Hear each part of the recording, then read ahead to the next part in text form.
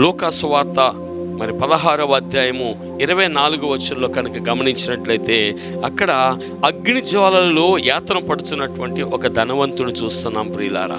అతను యాతన పడుచున్నాడు. అతనికి దాహం అవుతుంది.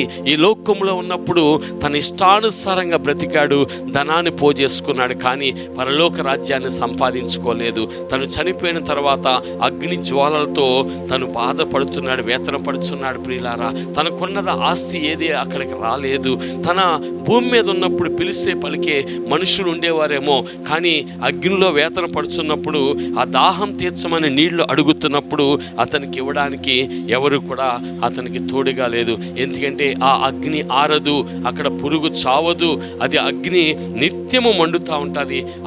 ఆ మండే అగ్నిలో ఈ ధనవంతుడు నిత్యము యాతన పడుచున్నాడు ప్రియులారా. కాబట్టి ఎవరైతే లోకమును ఆశ్రయించి ధనమును ఆశ్రయించి దేవుణ్ణి తృణీకరిస్తారో వారందరూ కూడా అగ్ని పాలగుతారని దేవుని యొక్క వాక్యము సెలవిస్తుంది. కాబట్టి ఆ విధంగా కాకుండా ప్రతి ఒక్కరూ నిత్య జీవమైనటువంటి క్రీస్తు వైపు చూడాలి, ఆయనతో నివసించాలి, ఆ అగ్ని నుండి తప్పించబడతారు.